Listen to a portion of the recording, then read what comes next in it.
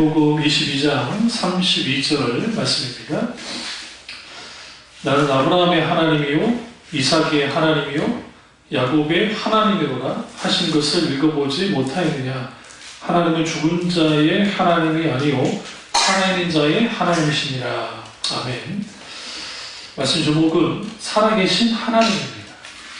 말씀 제목은 살아계신 하나님입니다. 우리가 믿고 있는 하나님은 살아계신 하나님입니다. 문제는 우리가 그 하나님을 죽어있는 분처럼 믿는 겁니다. 이게 이제 오늘날 그 신앙의 가장 큰 문제입니다. 우리 믿음이 있다고 하지만 어느 날 어떤 여러 문제가 생겼을 때 가장 먼저 우리에게 일어나는 게 우리의 믿음 없음의 문제가 먼저 생깁니다. 어떤 식으로 믿음 없음 문제가 생기냐면 여러 일들이, 여러 문제가, 여러 상황이 벌어질 때 우리는 하나님을 먼저 의지하기보다는 사람을, 환경을, 다른 것들을 의지하는 것을 보게 되어집니다. 중요한 것은 오늘 예수님이 물론 이거는 이제 그 신자의 부활의 문제에 대해서 말씀하신 거지만 그 부활이 없다고 믿는 사두개인들이 찾아와서 이제 그 형사취수제, 형이 아들 없이 죽으면 그 동생이 그 형수와 결혼하는 그러한 걸 통해서 마지막에 누구의 아내가 되겠습니까? 라고 하니까 주님이 이제 그들의 성경도 모르고 하나님의 능력도 모른다고 주님이 말씀하시고 또 부활 때는 장가도 가지 않고 천사들 같이 그런 존재가 된다고 분명히 말합니다. 그러면서 그 죽은 자의 부활에 대해서 말씀하시면서 그 하나님이 어떤 분이냐? 아브라함의 하나님이요, 이삭의 하나님이요, 야곱의 하나님이라고 말합니다. 이 세 인물이 아주 중요해요. 마태복음 8장 1절 한번 가보세요. 마태복음 8장 1절. 그 마태복음 8장 1절을 보면 아브라함과 이삭과 야곱이 그 어떤 위치에 있는지 굉장히 중요합니다. 8장 1절이 아닌데 18장 1절인가? 제가 지금 말씀을 잘못했네요. 좀 쓰는데 제가 다음에 찾아드릴게요. 이런 말씀인데 동서로부터 많은 사람이 이르러 아브라함과 이삭과 야곱과 함께 천국에 앉으려니와 라는 말씀이 있습니다. 이게 뭘 의미하냐면 이 아브라함, 그 다음에 이삭, 야곱이라는 인물은 이제 성경의 족장시대의 사람이죠. 믿음의 족장시대의 사람이긴 한데 사실 믿음의 세계에 있어서는 아주 특별한 위치에 있는 사람입니다. 그럼 어떤 위치에 있던 사람들이냐? 하나님으로부터 최초에 선택됐던 사람입니다. 그러니까 여러분 우리가 아브라함 이전에 노아가 있고 그 위로 올라가면 셋도 있고 그 다음에 에노스 셋 그게 있잖아요. 그런데 그들은 사실상 그러니까 아브라함은 하나님이 직접적으로 그 믿음의 가나안을 이어나가기 하려고 선택한 그 사람이에요. 나머지는 노아에 대한 누구도 이 사람들은 하나님이 그 시대에 하나님이 쓰려고 했던 사람입니다. 그런 점에서 완전히 좀 달라요. 그리고 우리가 믿음의 조상을 누구로부터 보죠? 노아로 보지 않잖아요. 누구로부터 봐요? 아브라함. 그러니까 믿음의 조상의 시발점이 누구냐? 아브라함이에요. 이거는 하나님이 말씀하신 거예요. 믿음의 조상 아브라함 하면 하나님이 이제 그를 이제 믿음의 조상이 되게 합니다. 그리고 하나님의 백성의 믿음의 시작이 아브라함이라고 하는 사람의 그 가문 혹은 가계를 통해서 이어져 내려오는 거예요. 그 이어져 내려오는 것이 누구에게? 아들 이삭에게, 손자 야곱에게, 또 그 종손자 요셉에게 이어지면서 그 믿음이 계속적으로 이어져 내려옵니다. 근데 그 믿음은 어떤 믿음이냐? 살아서 역사하는 하나님을 믿는 믿음입니다. 그러니까 노아의 믿음이 필요 없다는 것도 아니고 셋의 믿음이 필요 없다는 게 아니라 그들의 믿음은 믿음으로서 갔는데 그들은 그 당대의 믿음으로 끝났어요. 대부분이. 물론 셈, 야벳도 믿음의 영향을 받았겠지만 그러나 실제적으로 믿음의 이게 가문이 연결된 것은 아브라함으로부터 시작되는 겁니다. 그런 의미에서 이스라엘 민족의 기초가 아브라함이기 때문에 이스라엘 민족의 신앙 또한 혹은 우리의 신앙 또한 아브라함으로부터 시작된다고 해도 과언이 아닙니다. 그래서 하나님은 먼저 아브라함에게 역사하셨고 그 다음에 이삭에게 특별한 하나님의 놀라운 역사를 경험하도록 했습니다. 그 놀라운 하나님의 역사가 이제 이삭에게 주어지자 그 다음에 야곱이 살아서 역사하신 하나님을 경험합니다. 그 경험하는 것이 결국은 무엇을 통해서 이제 분명히 드러났냐면 첫째는 하나님 앞에 다rum받는 거예요. 그러니까 살아계신 하나님이 어떻게 이 세 조상에게 역사했느냐 먼저 하나님을 다루셨어요. 그러니까 아브라함도 다루셨고 이삭도 다루셨고 야곱도 다뤘습니다. 그러니까 하나님의 다루심이 있었던 시간이에요. 첫 번째가. 두 번째는 하나님의 언약입니다. 아브라함과 하나님의 언약을 맺었고 그 다음에 이삭과도 하나님의 언약을 맺었고 야곱과도 하나님의 언약을 맺습니다. 물론 이후에 요셉과도 언약을 맺지만 성격이 좀 달라요.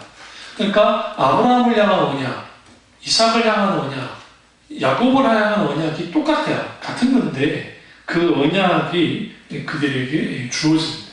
이를 통해서 그들이 살아계신 하나님을 믿고 또 하나는 세 번째는 영적 체험이에요. 그러니까 하나님을 경험하는 거예요. 살아서 역사하신 하나님 경험이 있었습니다. 그리고 그들이 하나님의 백성이 되는 것을 보게 되었습니다. 창세기 26장 24절 보세요. 창세기 26장 24절 가보시죠. 성경을 좀 찾겠습니다. 창세기 26장 24절을 보시면 이렇게 나옵니다. 그 밤에 여호와께서 그에게 나타나 이르시되 나는 내 아버지 아브라함의 하나님이니 두려워 말라. 내 종 아브라함을 위하여 내가 너와 함께 있어 내게 복을 주어 내 자손이 번성하게 하리라 하신지라. 여기에서 아브라함의 하나님이니 내 아버지 아브라함의 하나님이라 말합니다. 그러면서 내 종 아브라함을 위하여 내가 너와 뭐하나 함께 있겠다라고 주님 말씀하십니다. 함께 있어 주신 이거는 친밀한 교제를 나누고 관계를 가진 거겠죠? 그런 것들, 다시 말하면 여호와 삼마의 하나님, 거기 계신 하나님, 함께 하신 하나님, 그 하나님의 복이 누구에게 임하느냐? 이삭에게 임합니다. 28장 13절 한번 가보시죠. 창세기 28장 13절을 가보시면 또 본즉 여호와께서 그 위에 서서 이르시되 나는 여호와니 너희 조부 아브라함의 하나님이요 이삭의 하나님이라. 내가 누워있는 땅을 내가 너와 내 자손에게 주리니. 이제 야곱이 그 형 에서를 피해서 도망치다가 그 브엘세바를 떠납니다. 그리고 한 곳에 유숙을 하는데 그 지역이 루스, 후에 베델이라고 일컬어지는, 베델의 뜻은 하나님의 집이라는 뜻입니다. 그 지역에 이제 요즘으로 말하면 야외 취침을 한 거죠. 예로로 말하면 이제 딱 밤을 이제 세우고 잠을 잤는데 그때 꿈에 하나님이 나타나서 이제 뭐라고 하시느냐? 나는 여호와다라고 말씀하셨죠. 첫 번째. 그리고 너희 조부의 하나님이고 이삭의 하나님이다. 근데 여기서 여호와다라고 할 때 그게 뭔지를 몰라요. 왜 그러냐면 이 여호와라고 하는 신명칭에 실제로 하나님을 알게 된 것은 모세가 호레산 딸기나무에서 나는 스스로 있는 자다, 나는 여호와니 하면서 비로소 그때 하나님의 이름을 완전히 이제 이해하게 됩니다. 여기서 분명한 것은 조보의 하나님, 아브라함의 하나님, 그 다음에 이삭의 하나님입니다. 여기서 또 하나 보셔야 될 게 12절이에요. 28장 12절 보세요. 꿈에 본즉 사다리가 땅 위에 서 있는데 그 꼭대기가 하늘에 닿았고 또 본즉 하나님의 사자들이 그 위에서 오르락 내리락 하고 또 본즉 여호와께서 이렇게 있어요. 여기서 오르락 내리락. 그러면 여호와께서 그 위에 섰다라는 게 어디에 서신 거예요? 여러분 생각할 때. 여기 사단에 갖다 있어요. 근데 사단 밑에 계신 거예요? 하나님이 위에 계신 거예요? 당연히 위에 계세요. 이 표현이 굉장히 중요해요. 우리 하나 더 찾으실까요? 요한복음 1장 51절. 요한복음 1장 51절 한번 보시죠. 요한복음 1장 51절을 보시면 이제 굉장히 중요한 말씀이 나오는데요. 또 이르시되 진실로 진실로 너희에게 이르노니 하늘이 열리고, 첫 번째, 두 번째, 하나님의 사자들이 인자 위에 오르락 내리락 하는 것을 보리라 하시니라. 이건 이제 우리가 잘 아는 나다나엘과 예수님이 만난 사건 속에서 이제 말씀하신 건데, 나다나엘이 이제 사실 그 빌립의 전도를 받고 예수님을 만나게 됩니다. 그래서 예수님이 그를 평가할 때 47절, 보라 이는 참으로 이스라엘 사람이라 그 속에 간사한 게 없다. 이 사람은 아주 정직한 사람이었습니다. 그래서 예수님이 어떻게 나를 아십니까? 라고 이제 나다나엘이 예수님께 물어요. 48절 보시면. 그러니까 예수님이 빌립이 너를 부르기 전에, 여기서 너를 불렀다는 말은 그 빌립이 예수님에 대해서 말하기 전에 나는 너가 이미 무화과 나무 아래에 있었던 것을 내가 봤다라고 주님 말씀하셨습니다. 여기서 무화과 나무 하나 본 게 뭐가 그렇게 중요한가? 이제 그런 생각할 수 있어요. 왜 뜬금없잖아요. 지나가다 볼 수 있잖아요. 그럼 적어도 무화과 나무에서 나다나엘이 뭘 하고 있었을까? 그것은 메시아를 찾았을 겁니다. 물론 그 류모세 목사님이 쓴 그 열린다 성경의 이제 유대적 관점으로 보면 이분은 어떻게 읽었냐면, 이 무화과 나무 안에서는 뭐 있느냐? 마을이 작으면, 동네가 작으면 회당을 못 짓는 거야. 그 성인 남성 12명만 있으면, 그러니까 여기서 성인은 성인식을 치는 남자예요. 그 사람들이 있으면 회당을 지을 수 있습니다. 근데 이제 회당을 지을 수 있는데, 회당이라는 게 건물이잖아요. 이 건물주라면 돈이 있어야 되잖아요. 그 돈이 없으니까 이걸 지을 수 없는 거예요. 그러니까 지을 수 없으니까 사람들이 주로 어디에 모이냐면 무화과나무 밑에 모입니다. 어떤 사람은 아니면 강가 있죠. 그 흐르는 강가 되게 좀 시원한 곳에 모여서 거기서 성경을 읽거나 아니면 거기서 이제 기도를 하고 막 그런단 말이에요. 그러니까 적어도 그가 무화과나무에서 말씀 강론했을지는 몰라요. 서로 메시아가 어떻게 될까라고 쭉 이야기하다가 왔는데 예수님이 내가 그랬던 것을 봤다라는 거죠. 그러니까 그 나다나엘의 표현이 아주 재밌어요. 당신은 하나님의 아들이요, 당신은 이스라엘의 왕이십니다.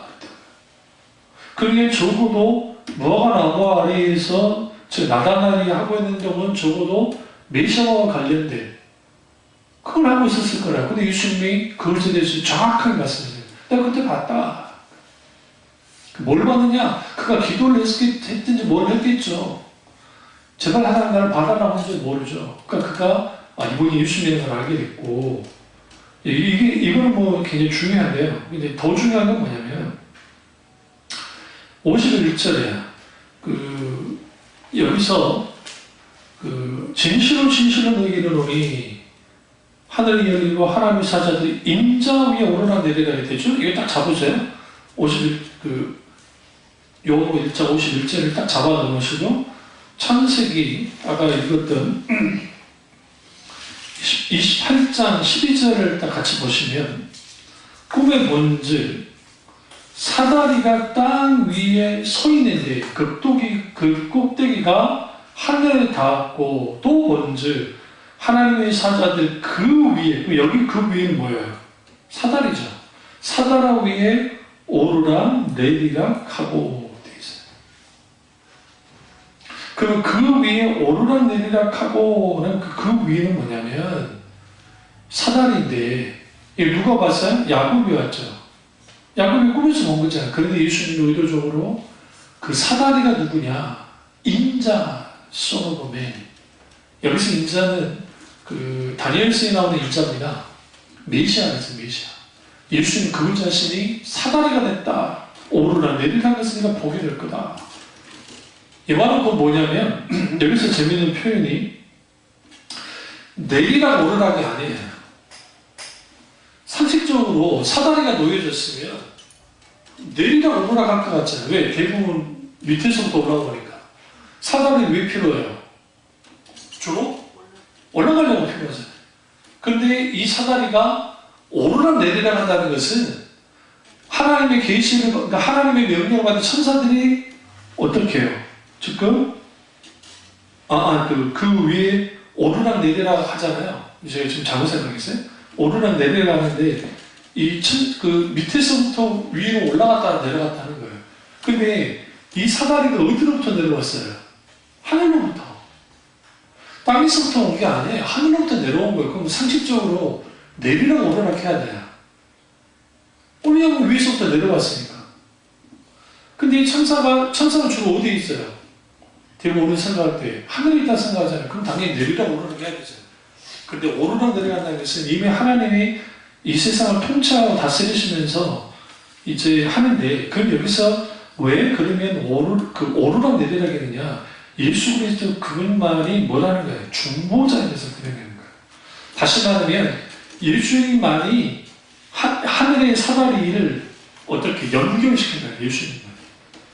그런 의미를 오르락 내리락의 표현을 쓴 겁니다. 그러니까 상식적으로 이 사다리는 천국에서 내려온 사다리니까 천사들은 당연히 하늘에 있는 천국에 있는 것이고, 그 천국에 있는 천사들이 내리락 오르락 해야 되는데 오르락 내리락이라는 표현을 통해서 그렇게 하는 겁니다. 그리고 왜 그러면 이 부분이 중요하냐면 하나님과 우리가 맞닿아 있다는 거예요. 제가 그 말씀 드리려고 합니다. 하나님과 우리가 맞닿아 있다는 표현에 예수님이 중보자가 되셔서 이제는 하나님을 경험할 때에 죽어있는 분이 아니기 때문에 살아서 역사하는 하나님으로서 충분히 경험할 수 있습니다. 누릴 수 있고. 그리고 오늘날 가장 큰 문제는 이러한 것들이 뭐 하는 거예요? 없는 거예요. 어떻게? 우리 신앙생활 속에서. 실질적으로 아브라함과 이삭과 야곱의 하나님은 살아서 역사하는 하나님입니다. 오늘날도 사실적이고 실질적이고 경험적으로 경험하게 하시는 하나님, 아니 역사하는 하나님이에요. 그런데 그런 하나님이 되지 못하고 있다는 게 아주 큰 문제입니다. 그러면 아브라함과 이삭과 야곱의 하나님 경험을 좀 살펴볼 필요가 있어요. 첫 번째로 아브라함을 살펴보고 있습니다. 자, 이 본문으로 걸어가세요. 아브라함이라는 인물이 하나님을 경험하는데 그가 갈대아 우르에 있을 때 하나님을 만납니다. 그러나 그 아버지 나홀은 그 말 그대로 우상장이었고, 그렇기 때문에 데라는 그렇기 때문에 그 자신이 하나님을 알지 못했습니다. 그러니까 우리가 하나 아셔야 되는 게 노아 홍수 이후에 셈, 함, 야벳이 있었고 셈 족속 안에 누가 있냐? 아브라함이 있는데 셈 족속 안에서도 욕단과 그 다음에 벨렉인가? 여기 일단 나눠주고 내려와요. 그런데 이제 역사가 얼마 흐르지 않고 난 다음에 급격하게 사람들이 하나님을 떠납니다. 문제. 그러니까 하나님을 떠나고 하나님이라고 하는 그 부인이, 그러니까 이게 어떤 분인지 사실상 그냥 흔적만 남아있지, 그러니까 하나님 여호와 신앙이 다 끝장에 남아있어요. 그리고 넘쳐난 게 뭐냐면 우상입니다. 우상이 넘쳐납니다. 그러니까 그런 상황이 있다가 하나님이 갑자기 나타나신 거예요. 누구에게? 아브라함에게. 그러니까 우리는 착각하는 게 아브라함이 처음부터 믿음의 삶이었을 것이다. 그렇지 않습니다. 왜냐하면 데라가 우상장이었으니까. 우상을 만들었다는 것은 다른 신을 섬겼다는 거예요. 그런 상황에서 이제 아브라함이 하나님을 만납니다. 이건 일방적이었어요. 하나님 일방적으로 만나주신 거예요. 그런데 그가 그 하나님을 만났는데 이전에 기존에 있었던 그 믿었던 신들을 다 놔두고 정말 돈벌이 잘 되는 우상 만드는 일을 다 접어두고 하나님의 명령한 땅으로 갑니다. 그가 나올 때 318명의 칼자비를 데리고 나왔다 했잖아요. 여기서 칼자비는 이제 제가 그냥 쓰는 말이고, 성인 318명을 끌고 나왔다는 것은 그가 얼마나 부자였는지 알 수 있어요. 그리고 그들이 무기를 둘 수 있었다는 것은 그만큼 아브라함이 가지고 있는 부의 양이 상상을 초월할 정도였던 겁니다. 그리고 그가 그러고 어디를 향하냐? 갈 바를 알지 못하고 나왔단 말이에요. 왜? 그에게 있어서 막연한 신이. 그러나 분명히 그들의 쭉 올라가 보면 아담부터 시작해서 쭉 아담, 셋, 노아, 그리고 아브라함. 어쨌든 끊어졌던 하나님 신앙을 이은 사람이 누구냐? 아브라함. 그래서 믿음이 조성되는 거예요. 그래서 그 아브라함이 이제 고향을 떠납니다. 어디로 갈지 알지 못했어요. 근데 여기서 중요한 게 아브라함의 제2의 인생 혹은 제 첫발, 믿음의 첫발이 모든 것이 하나님으로부터 시작됐어요. 그리고 그가 앞으로 내대들에 대한 이 모든 것들은 다 심판 처음 경험하는 거예요. 굳이 갈대아 우르로 떠나오는 이유가 없었기 때문에. 갈대아 우르는 가까이에도 바다도 있고 여러 가지 있어서 아주 풍부한 곳이에요. 상업로이기도 하고. 거기에서 발견되는 수메르 토판이나 그 아카디아 문명에 있는 흔적들을 보시면 여러분 생각할 때 다른 쪽 위에서 별거 아닐 거라 생각하는데 이미 그 시대에, 그러니까 아브라함 이전 시대부터 토기가 나와요. 토기. 비싼 돈이 토기.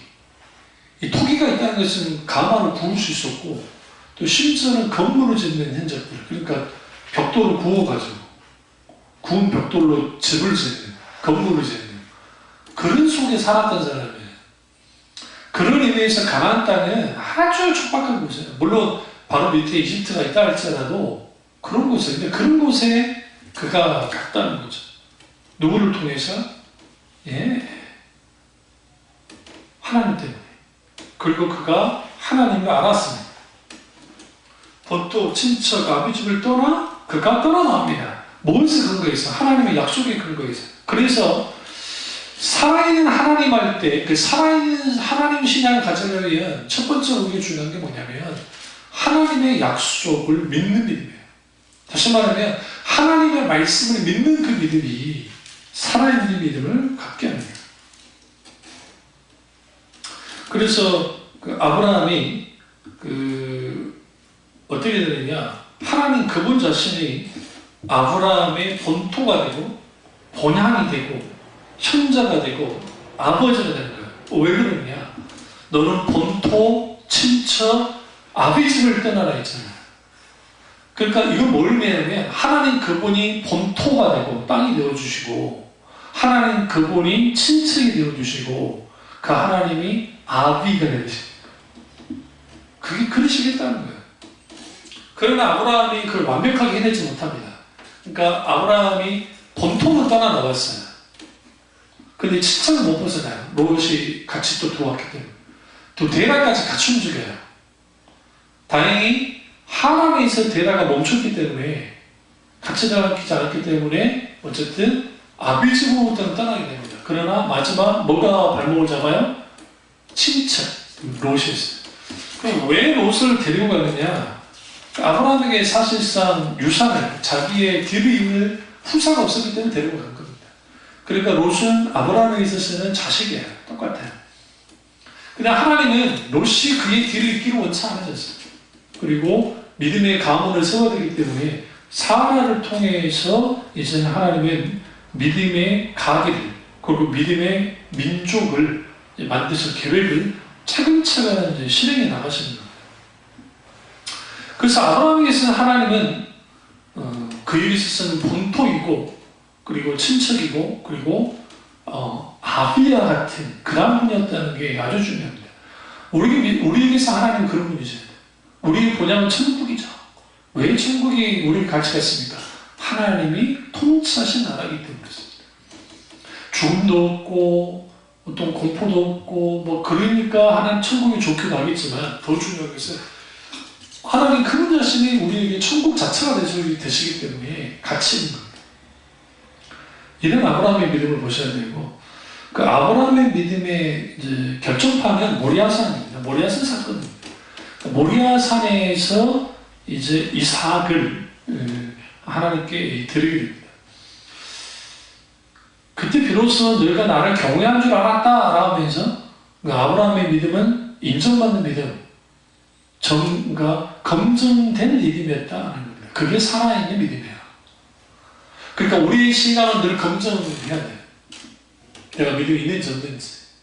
그러면 아브라함이 이삭을 바치려 할 때에 그때 이제 우리가 분명히 좀 보셔야 될 게 그게 왜 가능했을까? 가능한 이유는 뭘까? 히브리서 기자 성경의 다른 구절들을 보시면 아브라함이 로마서도 마찬가지고요. 그 아브라함이 하나님 누구보다 알았기 때문에 그렇습니다. 그러니까 살아서 역사하는 하나님을 믿으려면 우리는 뭐 해야 돼요? 하나님을 알아야 돼요.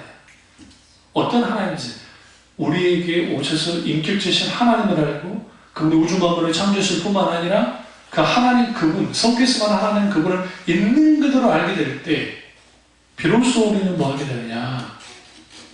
살아있는 믿음을 갖게 됩니다. 그리고 이삭의 믿음을 이제 보시면 그 별말 다를 게 없어요. 그러나 이삭의 믿음의 결정판 또한 모리아산 사건입니다. 그러니까 많은 사람들이 이걸 좀 간과하는데요. 모리아산에서 아브라함이 이삭을 바칩니다. 그때 나이가 15세에서 한 17세, 18세로 봅니다. 많은 학자들이. 근데 15세에서 17세에 어쨌든 청소년인 이삭이 그 아브라함 100세가 넘은 아버지 아브라함이 하나님께 번제를 드리려 할 때 일단 그게 저항하지 않았고 또 하나는 그가 그대로 순종했습니다.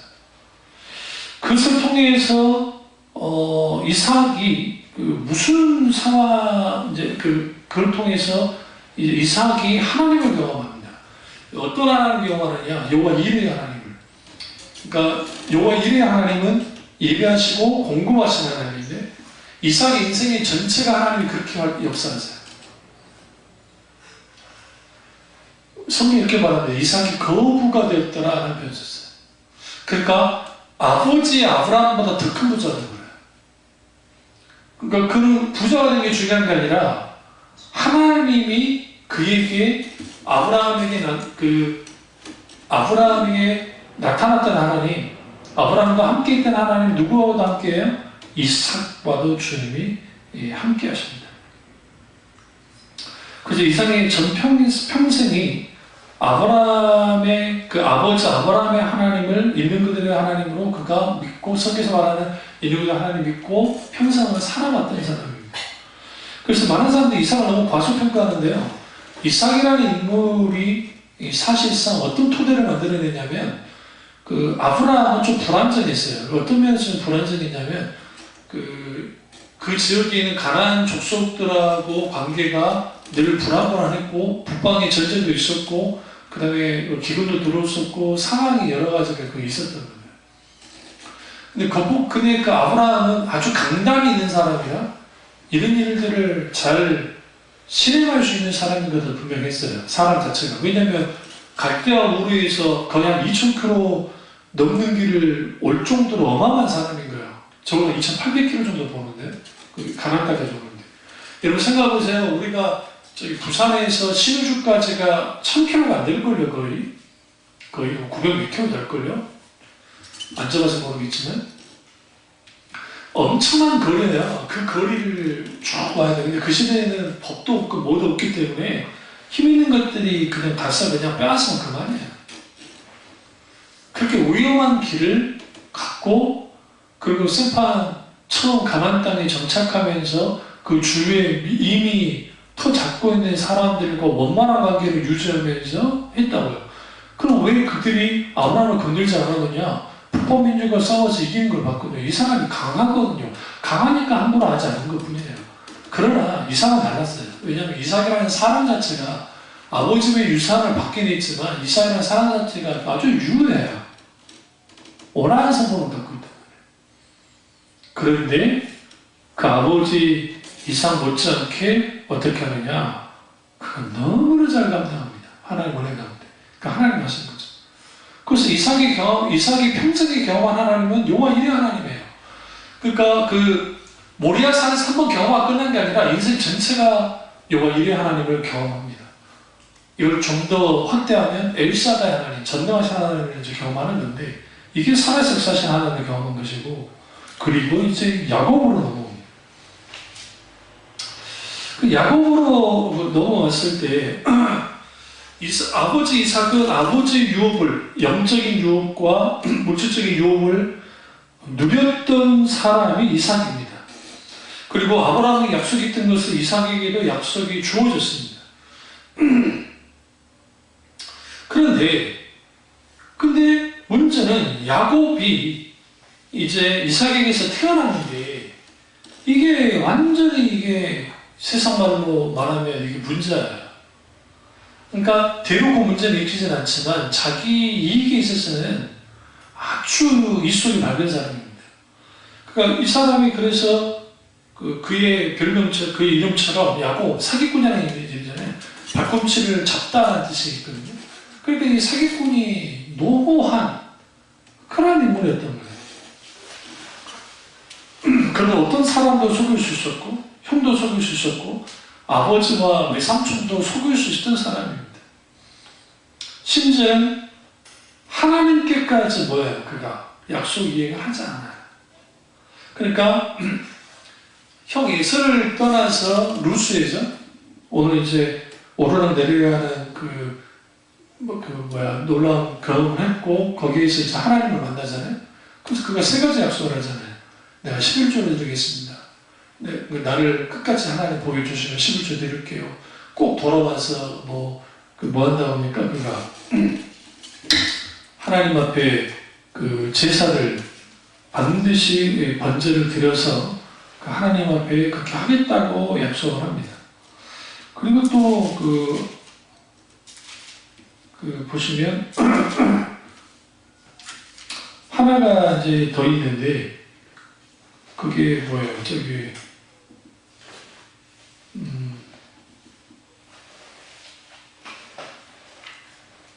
그 나의 하나님이 되실 거라고 이제 합니다.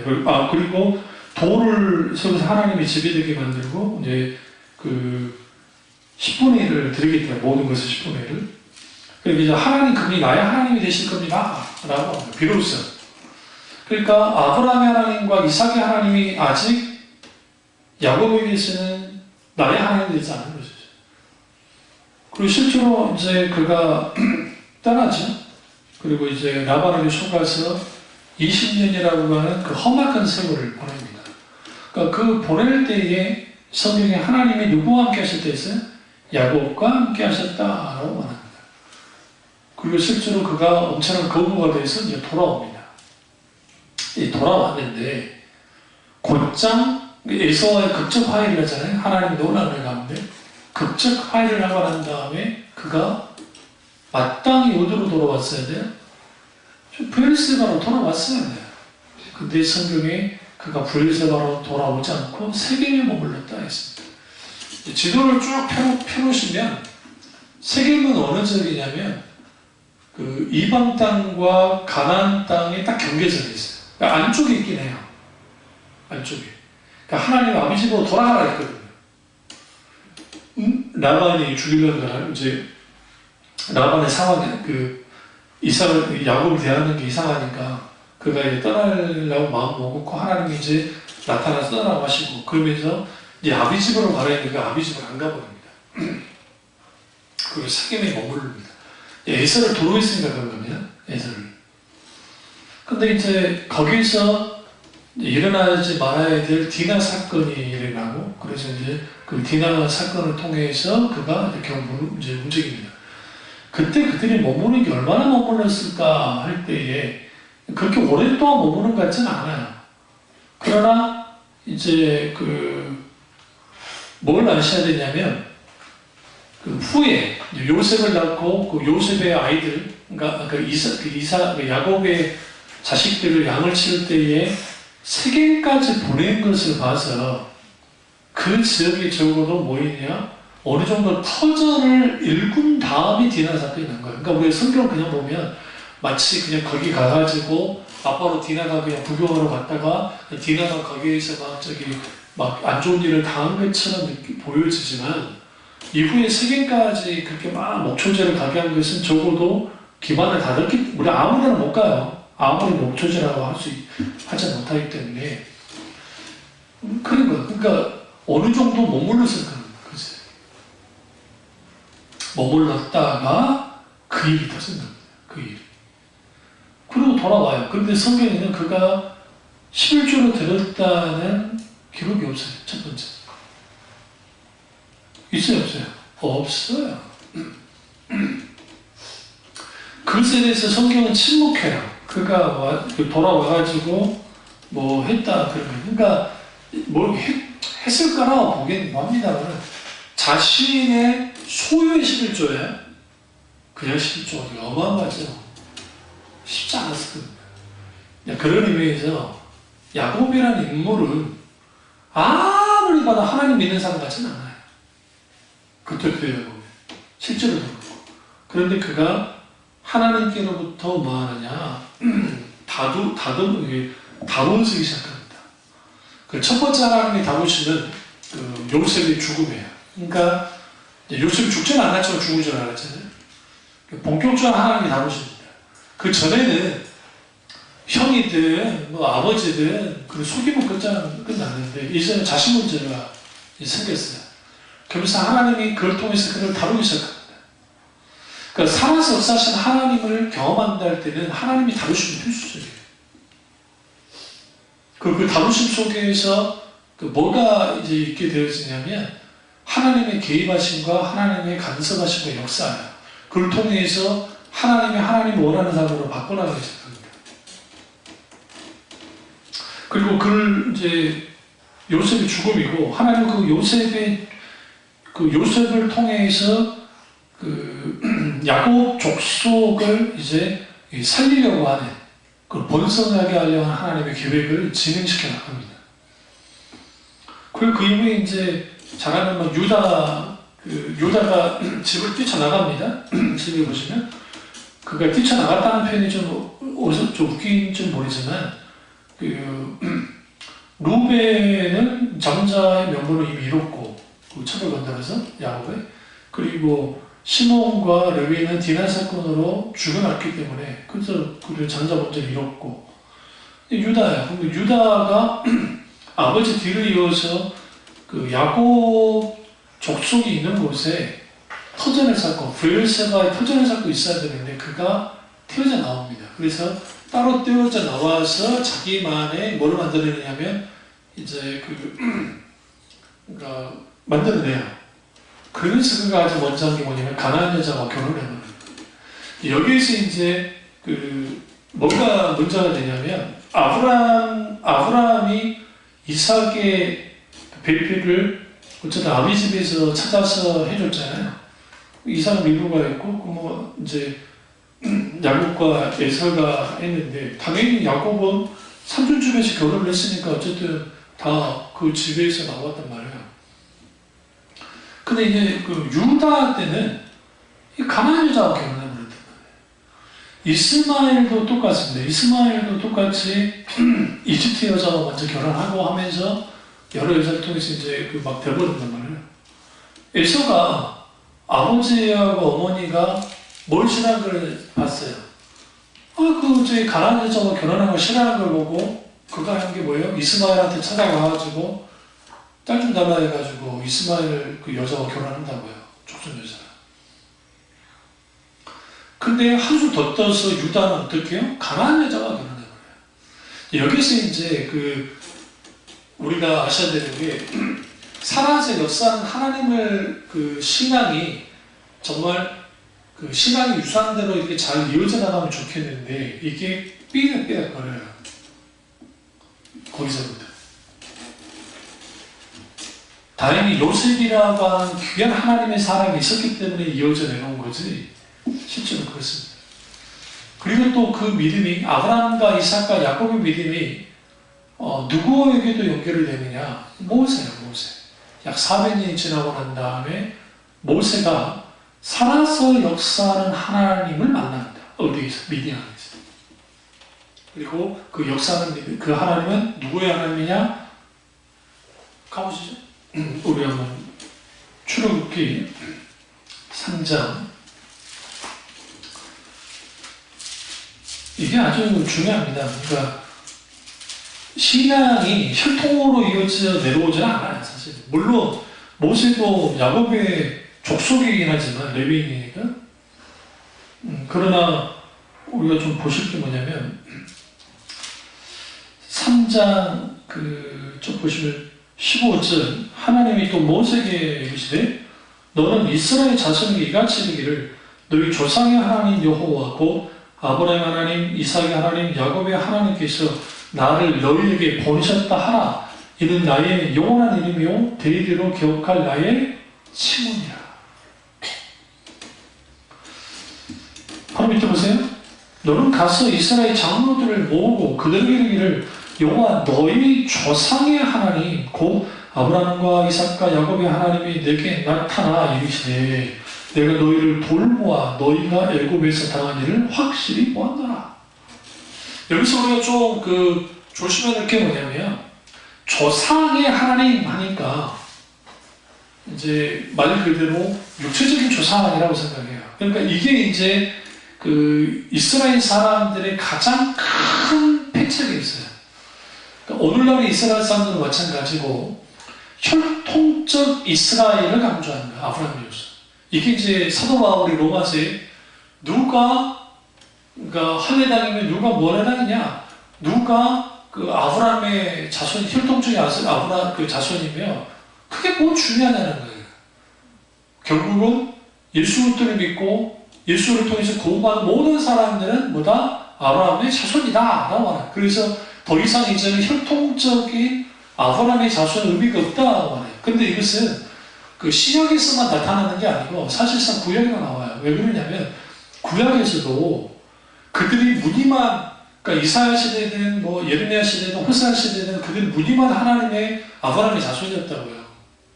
그러니까 하나님이 그러잖아요. 그들이 언제 내가 네 애비였냐 그러잖아요. 내가 언제 너희 아버지였어? 너희들이 언제 나를 아비로서 섬겼냐? 그러니까 잘못된 선민의식이 무엇을 죽여버렸냐면 살아있는 하나님의 신앙을 죽여버린 거예요. 죽어있는 분이 되는 거예요. 어떻게 죽어있는 거예요? 역사 속에, 과거에 혹은 성경에만 묶여져 있는 하나님, 과거에만 묶여져 있는 하나님, 그리고 자기들 혈통적으로 아브라함의 자손이면 무조건 구원받는다는 생각하는. 그게 바리새인들이 그랬고 그게 예레미야나 그 시대 다 그랬단 말이에요. 오늘날 우리는 어떠하냐? 오늘날의 사람들이 착각하는 게 교회 나가면 구원받는다고 생각을 해요. 왜? 구원의 기준을 아주 땅에 떨어뜨려놨고 값싼 복음과 잘못된 은혜에 대한 이해가 그렇게 만들어놨고 또 하나는 교회 열심히 뭔가 하면 구원받는다는 생각을 해요. 그런데 아버지와 누군가가 교회를 다녔고 하면 나도 구원받을 거라 생각을 한단 말이에요. 그것을 통해서 뭐가 되느냐? 마치 혈통적인 아브라함의 후손을 자랑했던 유대인들처럼 우리도 모르게 그렇게 되어 있는 거예요. 이거 경계해야 돼요. 모세가 호렙산 떨기나무에서 하나님을 만나고 그리고 그 나타나던 하나님은 아브라함과 이삭과 야곱의 하나님이었습니다. 그래서 살아있는 하나님, 그 하나님을 경험하고 그 하나님을 믿는 믿음은 결코 종교 생활로서는 불가능해요. 불가능해요. 왜 그러냐면 분명히 아브라함과 이삭과 야곱은 죽었습니다. 역사적으로. 그러잖아요.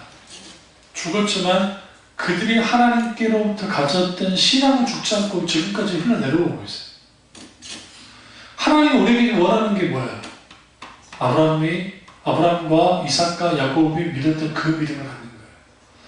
그래서 사도 바울이 우리가 예수 그리스도를 믿고 구원받은 모든 사람은 아브라함의 자손이다 라고 말하면서 우리는 그러한 영적 이스라엘이 되었고, 그 영적 이스라엘은 살아있는 하나님을 믿는다는 겁니다. 죽어있는 하나님이 아니라. 그렇기 때문에 우리의 신앙을 점검해야 되고, 내 신앙이 정말 살아있는 믿음을 갖고 있는지 아닌지를 분명하게 우리는 뭐 해야 되느냐? 확인해야 돼요. 모세에게 있어서의 하나님은 그가 40년 전에 혈기 왕성할 때의 하나님은 그 엄마로부터 그 전원자 내려와서 배웠던 계승된 믿음이었습니다. 그러나 그 믿음이 민족을 구원하지도 못했고 하나님의 뜻을 성취하지 못했습니다. 그가 떡이나무에서 살아서 역사하신 하나님을, 인격적인 하나님을 만나고 나서, 그리고 그 하나님의 약속을 하나님이 어떻게 행하실지에 대한 약속의 말씀이 주어졌을 때 비로소 그가 살아계신 하나님을 경험했고, 그 살아계신 하나님을 경험함을 통해서 결국은 그 믿음이 계속적으로 여호수아 이후에 믿음의 사람들이, 그러나 이게 계속 연결되지 못하고 어떻게 됩니까? 단절이 되죠. 그게 대표적인 게 사사시대 때 하나님을 알지 못하는 세대가 나와서 살아있는 믿음이 끝장이 났고, 그것을 사사들을 통해서 조금 이렇게 세우긴 했지만 본격적으로 회복된 것은, 회복이 일어난 것은 사무엘입니다. 사무엘을 통해서 그 일들이 일어나기 시작했고, 다윗 때에 가서야 다시금 아브라함과 이삭과 야곱의 하나님, 살아계신 하나님 신앙이 회복된 거예요. 그러나 그 이후에 솔로몬이 우상 숭배를 하고 꽤 부서지고 무너집니다. 그래서 신앙이 변질이 왔고, 그 속에서 선한 왕들이 나올 때마다 다윗의 신앙을 가졌고, 그 다윗의 신앙의 핵심은 그 조상 아브라함과 이삭과 야곱의 하나님을 믿는 그 신앙이 그대로 되어집니다. 그리고 그 이후에 열왕시대에 와서 이제 그걸 계승해 나가는 분들이 이제 선지자들입니다. 선한 선지자들, 하나님의 선지자들이 그 신앙을 가지고 나오고, 때로는 제사장이, 때로는 서기관이었던 에스라를 통해서 그렇게 이어져 내려오면서 결국은 세례요한까지 오는 거예요. 그래서 세례요한까지 와서 세례요한이 살아계신 하나님을 이제 그 신앙을 가지고 메시아의 첩경의 길을 예배하고 궁극적으로 예수를 통해서 완성이 됩니다. 완성. 예수를 통해서. 아브라함과 이삭과 야곱의 같은 그 신앙이 완성이 됩니다. 그리고 그 신앙이 자연스럽게 사도들에게, 그리고 초대교회 성도들에게 주어졌고, 그 신앙이 오늘날 우리까지 영향을 끼치는 거예요. 그러니까 그 살아있는 신앙이 우리 가운데 분명하게 있어야 됩니다. 그래야 하나님은 과거에 묶여있는 하나님이 아니고 오늘에도 역사하시고 또 우리의 미래에도 역사하시고 함께 하시는 하나님인 것을 알고, 그 믿음이 저와 여러분을 통해서 분명하게 드러남을 통해서 세상은 하나님이 없다고 하지만 우리의 믿음을 통해서 살아계신 하나님이 온전히 드러나는 그 놀라운 은혜가 있기를 주님을 축원합니다. 기도하겠습니다. 기도하실 때 오늘 이 말씀에 나의